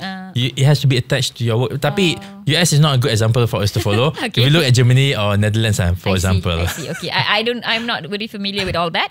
But what I know is ada negara yang mewajibkan ada healthcare insurance dan itulah dana yang digunakan untuk healthcare expenditure. Ada negara macam kita yang dia guna daripada your main tax tu dia ambil dan dia bagi dekat KKM lah. So saya rasa pada pendapat saya buat masa sekarang terutamanya ekonomi is a bit, ada yang gaji terlampau rendah but inflation is high, dia orang tak mampu to make ends meet, mungkin belum bersedia untuk semua. But maybe certain salary scale, certain salary bracket tu, whatever the financial analyst bagi tahu, okay, maybe lah, kalau orang ni gaji 4,000 ke atas ke, I don't know lah what the financial analyst is going to say, but let's say certain gaji ke atas, then you must have your own healthcare insurance which is attached to your gaji or something like that. So there must be some formula lah untuk sort of paksa manja-manja gitulah, paksa rela sikit. But nak wajibkan semua orang, I'm not sure how you going to do that, sebab yang ada orang yang dia punya basic dia terlampau sedikit. I don't know kalau dah contribute sedikit kepada insurance tu, can they still make their ends meet? I don't know. Very unlikely lah. Very unlikely. Yes. Tapi ada juga orang yang mampu beli iPhone, mampu pergi Eurotrip, mampu pergi shell out every week, mampu do all this, tapi tak ada healthcare insurance. Doctor, you sound like me a bit lah tadi. Beli iPhone. Tak ada insurance, you boleh beratur dekat kedai-kedai yang viral. There you go. You boleh datang hospital kerajaan dengan your BMW, sorry lah for all the brands, dengan your Wellfire or whatever, and then you pull the you say I'm this, I'm that, tetapi you tak ada healthcare insurance, and then you nak gunakan subsidise. I think that's unfair. Kalau you mampu buat all that, then you give the space kepada yang tak mampu, let them go juga. But there's another problem in Malaysia. Kita ada a lot of foreigners pula, and then these foreigners tak ada healthcare insurance. Okay. When I studied in Europe, we couldn't get a visa kalau kita tak ada insurance. insurance. Insurance, that's right, yeah. You boleh masuk within a week, you kena buat medical check-up, insurance dah renew, baru you dapat full visa. As a student, As a student. Okay. We don't have that here. So all of them pergi mengerumun dekat government hospital. Right. So kesian dekat orang yang supposedly deserve that subsidized treatment tu. Especially for Malaysians lah. Tetapi what if kerajaan buat, if you are a foreigner, that you have to pay full price without subsidy? No, I disagree with that, because bila kita cakap, I know that's what they're doing now. Oh, they are? That's what is there now. The foreigners kena bayar full price. Okay. This was done about 3-4 ministers ago. Okay. That the foreigners must bayar full. Tapi bila you kata they can go to the hospital, they kena bayar full, again the burden is on whom? Is on the healthcare workers. Wait, doctor, you mentioned tadi construction worker. Great. Kenapa employer dia tak dipaksa untuk ambil medical insurance untuk mereka? Sebab tak ni parti. Parti. Okay. Or the construction companies just get away with it. Dia orang tak ada insurance for whatever reason. Okay, I don't know. So this is a question about policy and enforcement lah. Yes. Okay, doctor. Why don't we move on a bit to pusat jagaan warga emas. Okay. Alright. Sebab we're talking about getting old. Tadi doktor cakap sikit lah pasal as you dah retire nanti, what will happen to you punya cost is going to melambung. Correct. So dikatakan kos rawatan untuk warga emas tinggi dan pusat jagaan yang dikendalikan oleh NGO tak ada dana atau kurang dana dia. So my question is, untuk orang yang tidak menyimpan, okay, and dia tak ada ahli keluarga untuk support dia, atau kalau boleh support pun, they are sandwich generation, they have their own children to take care of. So what happens in general to these old people yang tak menyimpan untuk hari tua dia?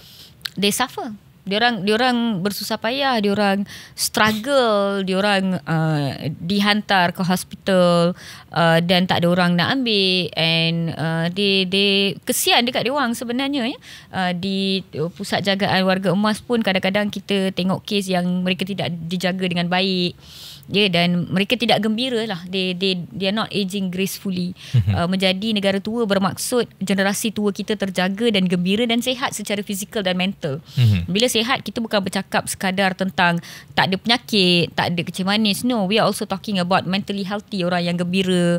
You boleh ada social life, you masih boleh being productive, you masih boleh berjalan, bergerak lah. You can either you perlukan tongkat ke, doesn't matter, but at least you can mobilize, even with wheelchair, and then you ada social support. So orang yang macam ni, yang tidak menyimpan, yang yalah, kita tahu ada banyak people yang in sandwich generation, bila they are being viewed as burden kepada orang lain, maka mereka sebenarnya struggle. Noted, faham. Okay, Doktor, we move on to a bigger issue lah, isu-isu semasa. I read that Malaysia ni adalah negara yang kedua tertinggi di Asia Tenggara. Kedua terkaya, bukan Ada yang terkaya nak tanya. Doktor rasa apa nak cakap ni? Nombor kedua tertinggi di Asia Tenggara in terms of what? Lemak. Very close. Obesity. Which is, I guess, lemak lah. Okay. First of all, before I even jump into this topic, nak tanya lah, apa bezanya obese and gemuk? Like, are they two terms of the same term, cuma kita nak jadi a bit more scientific, ataupun macam mana tu? Gemuk is just saying that someone is bigger size or big size or chubby or whatever you call it lah.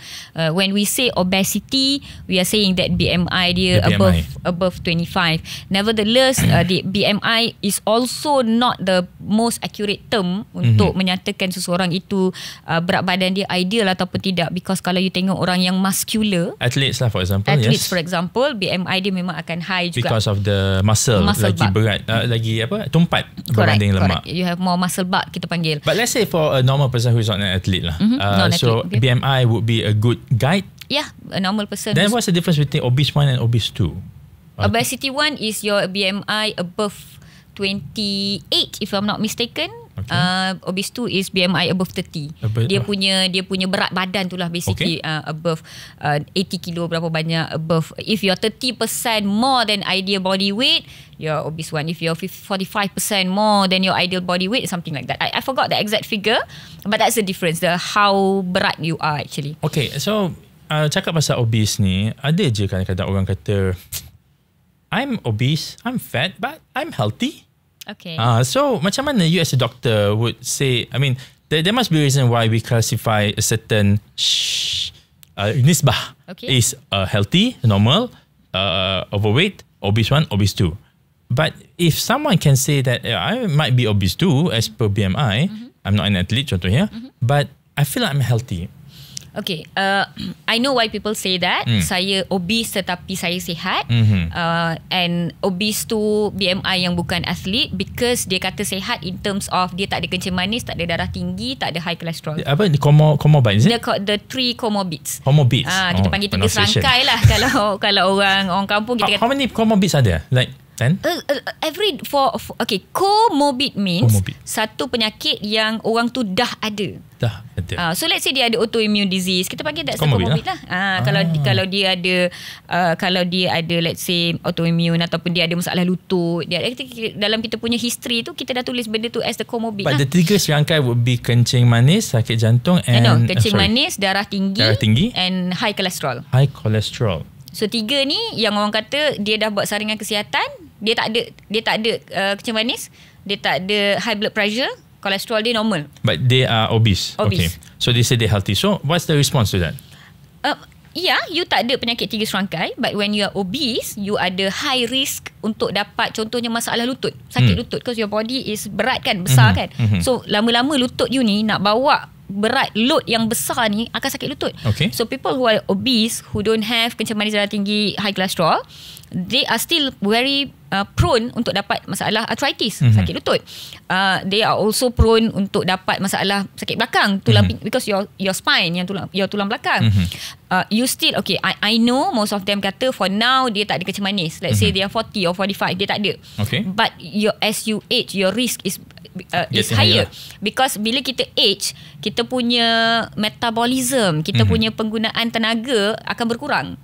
And that time you are more prone to all this disease. And that time bila kita dah makin, let's say you're obese, let's say a person BMI dia 30, contohnya berat dia 120 kilo, you dah umur 50 tahun, you cannot exercise. Betul. You tak larat dah, you penat tau. You cannot run, you cannot walk fast, you cannot cycle. Okay. And at that time, you eat the normal amount, you akan put on weight faster than normal. Because the penggunaan tenaga dalaman you for other processes untuk bina rambut, untuk bina immune cells, untuk bina skin cells. Wait, can I ask about this bina rambut? What's the relationship between? Because your body uses energy, uses calorie to build all these things. So as you age, you don't use for all that. So female, for example, ramai kata bila menopause je saya tu berat badan naik mendadak, doktor. Kenapa?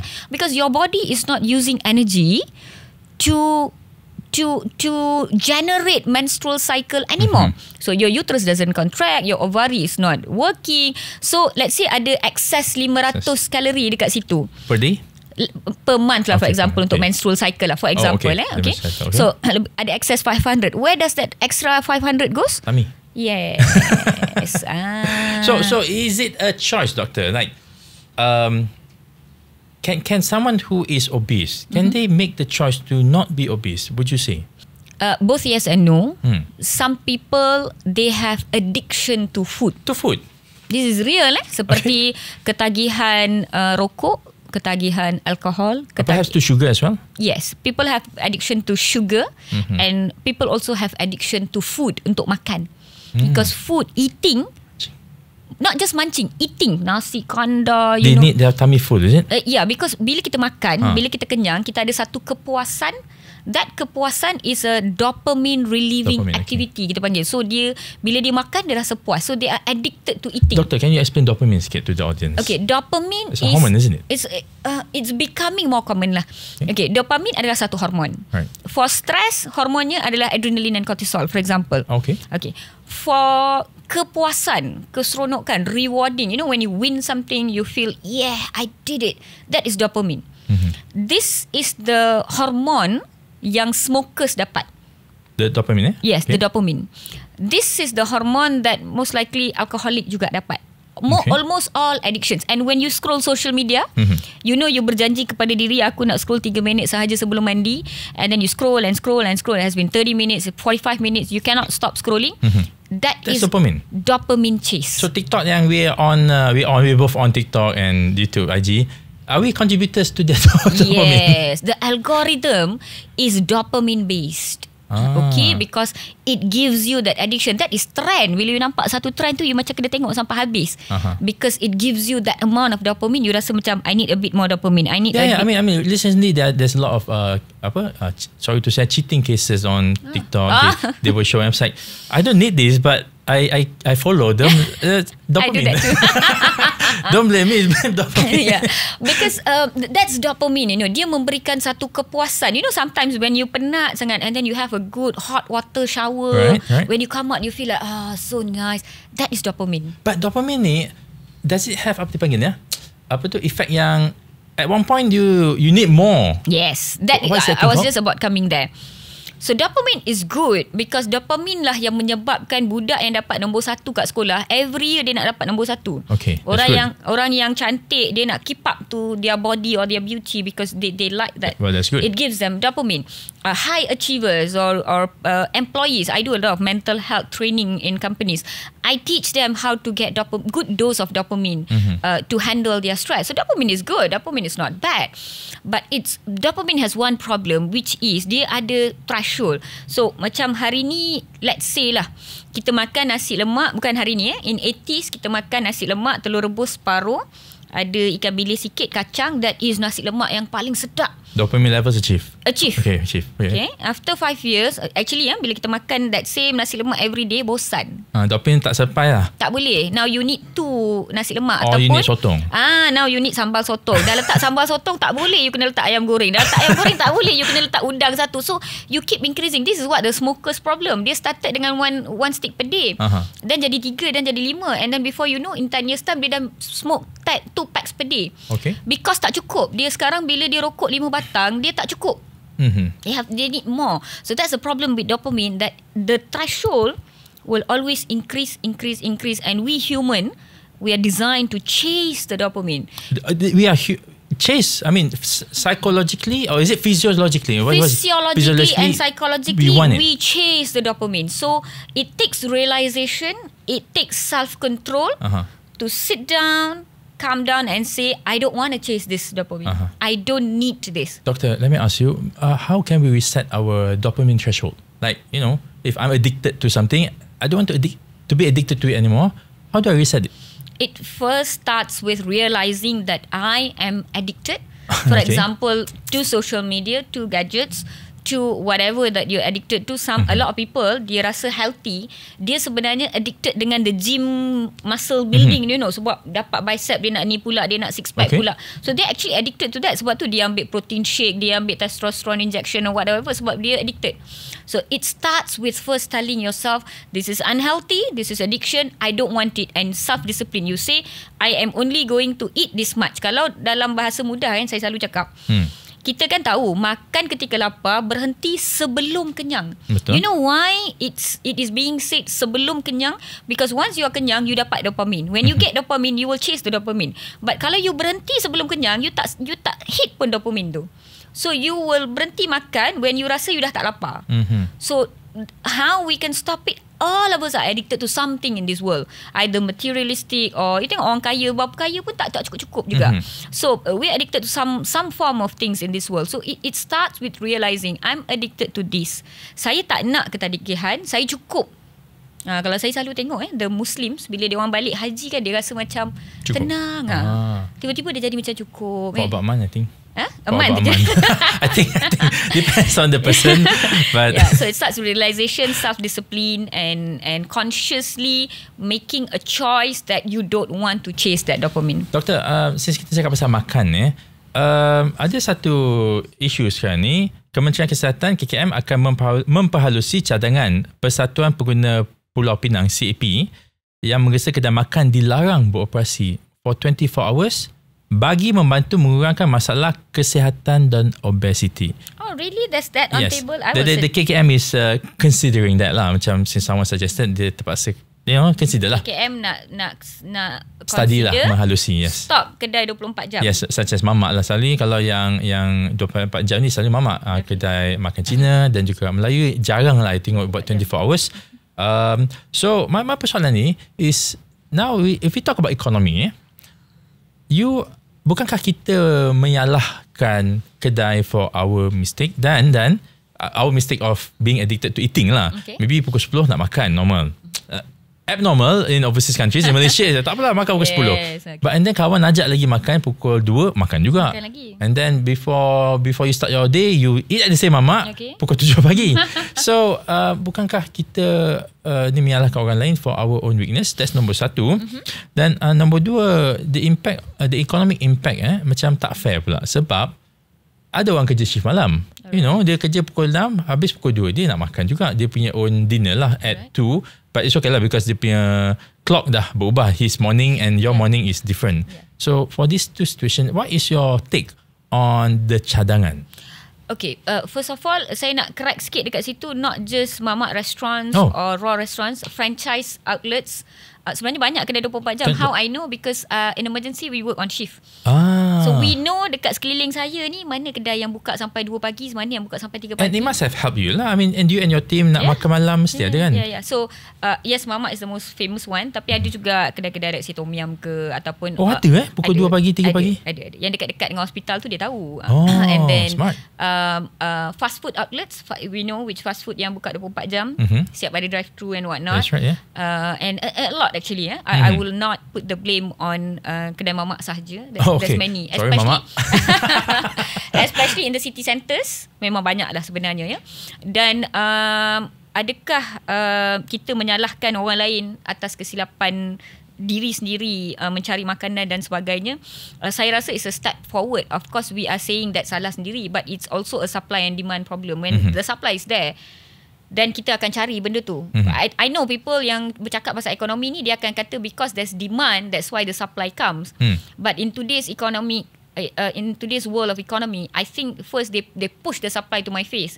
The supply is there. When they start up a company, they give the price so cheap that they make us macam terbiasa dengan benda tu because they have shoved the supply to my face. And now I'm used to it, then my demand is there for your company. So because the supply is there, saya terfikir nak lapar pukul 2 pagi. I studied in European country. 6 years, there's nothing open more than 10 o'clock. Betul. Like in Australia, like 6 o'clock dah tutup tak semua. ada 11 pun tak ada, because they want to reduce the crime rate. Tak boleh kalau dibuka sampai malam. The crime rate is too high. So they cannot take it. Mesti ada robbery, mesti ada theft, mesti ada fight, mesti ada gang fight and whatnot. Doktor, dekat Malaysia in general 24 hours punya outlet ni tak ada alkoholik. Kita tak ada. In fact kalau ada mamak pukul 24 jam tu, lagilah tak ada crime kat situ, because there are people there. Kita rasa selamat dekat situ. Takut kalau tak ada kedai langsung lagi betul. I rasa selamat je dekat situ. So in many European countries, Australia, I just found out memang tak ada 24 jam punya kedai, or very rare. It's not a common knowledge among people that dekat negara ni memang ada 24 hours. So negara kita supply tu ada, sebab itulah kita terfikir jom pukul 2 pagi nak pergi makan ni, pukul 4 pagi tiba-tiba nak makan rojak, saya lah tu sometimes So we tend to have this kind of lifestyle. Because dia wujud dan boleh berada, because our environment is such. So pada pendapat saya, jika diawalkan, mungkinlah pada awal tu janganlah tutup terus pukul 10 malam kan. You tutup lebih awal, dan saya rasa kita bolehlah membendung sedikit sebanyak masalah.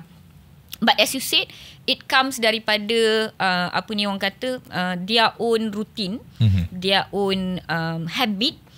Therefore nak kata kalau kita tutup je terus obesity berkurang, I don't think so. People kalau tak ada mamak, saya masak kat rumah. Betul. I'll still do the feast at home. But it could be healthier because makanan kat rumah might be, unless you masuk instant noodles. But doctor, and your second question before I end, you tanya what's the impact to economy. Right. Betul tak? Betul. Because it's unfair for the food and beverage industry to be blamed on what's happening in health. But saya rasa kita jimat kat sini, kita kurang belanja kat sini, kita jimat kat sini, because all this input daripada F&B punya ekonomi, you are spending it at health.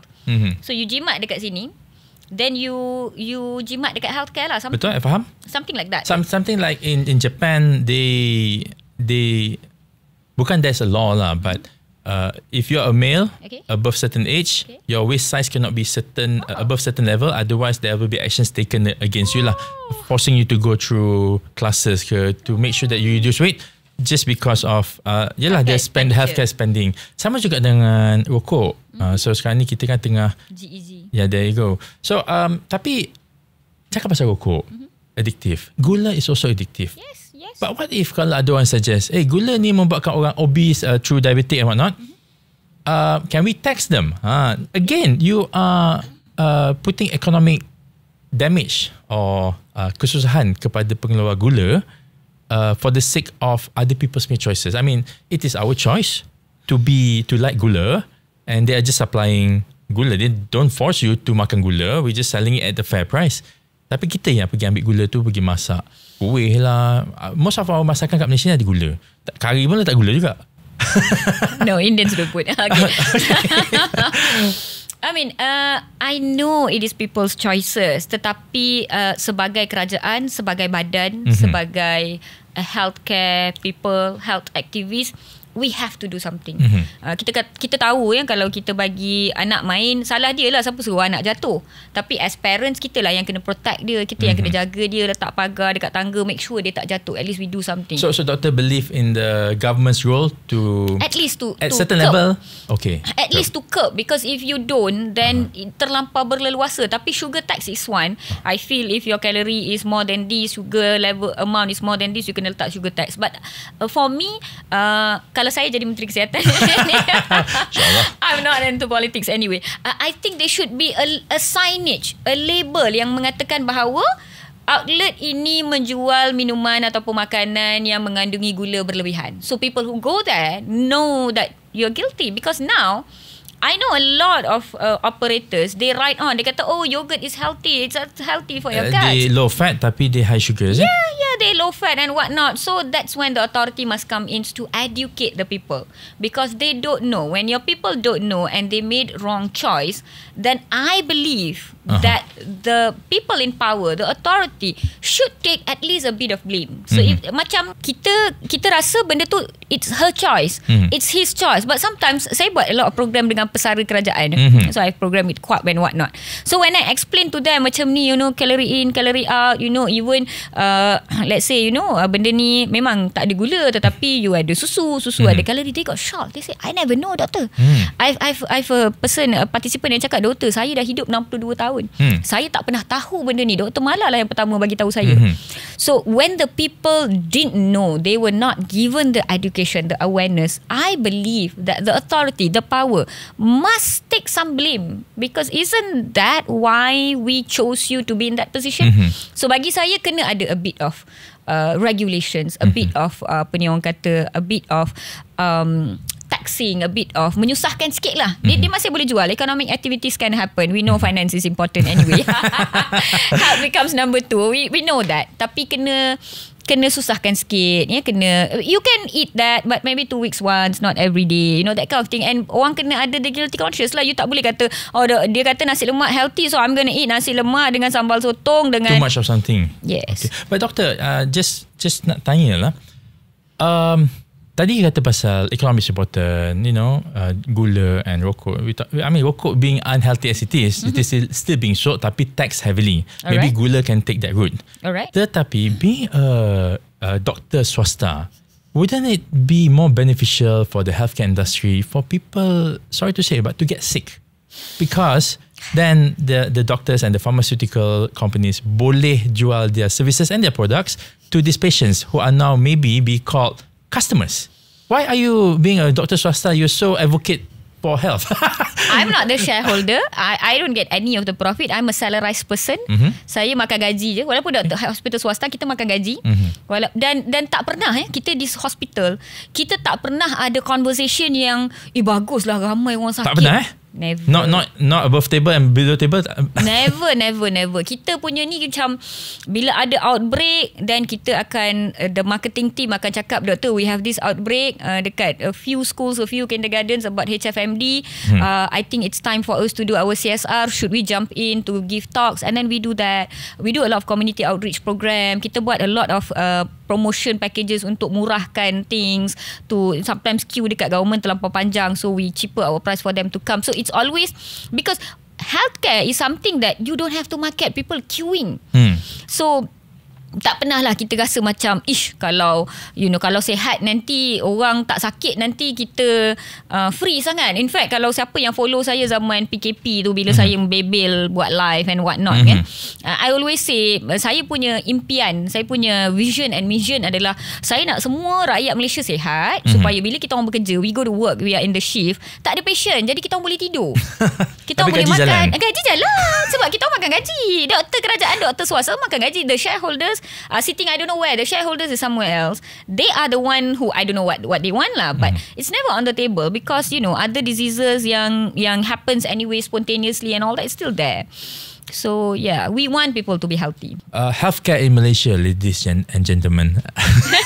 But these are something yang kita kena tahu, kita kena ambil cakna, sebab kita tak nak bila dah masuk hospital baru kita, some of us tak ada rezeki, tak perlu masuk hospital. But sometimes we have to expect that we will masuk hospital for whatever reason. Even something as simple as dengue pun kita kena tunggu GL.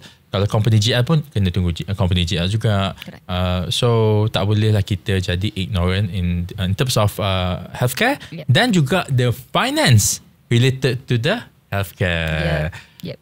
That was a very nice and engaging conversation, Dr. Malar. Thank you so much. And again, saya punya financial knowledge is very limited. I'm not a finance person. Saya doktor, but satu benda yang saya berkata daripada awal, daripada dulu, not because saya bekerja di swasta, saya mula ada saya punya insurance even when I was still in government service sebenarnya. My first salary tu I dah beli insurance dah sebenarnya. So perlindungan ni penting, because anything can happen anytime. Kita boleh berdamai dengan takdir, tetapi kita akan mula menyalahkan diri kita kalau kita tak bersedia. So bersedialah. Kalau salahkan diri tak apa lagi, doktor, tapi kadang-kadang kita akan salahkan semua orang. Contoh, kita salahkan kerajaan, kenapa kerajaan tak buat ... tapi kerajaan dah sediakan this and that, the Ailindung dah ada, boleh take action. Tapi if and then the kerajaan pun dah talk about please get an insurance if because you cannot rely on hospital kerajaan semata-mata. Dah ada apa kata kesedaran, they try to bagi kesedaran, tapi if it still don't take action, then bila dah kena, hopefully kita tak salahkan orang lain. Thank you very much Dr. Malar. Thank you very much for having me. Thank you guys for watching. Take care Dr. Malar. Thank you.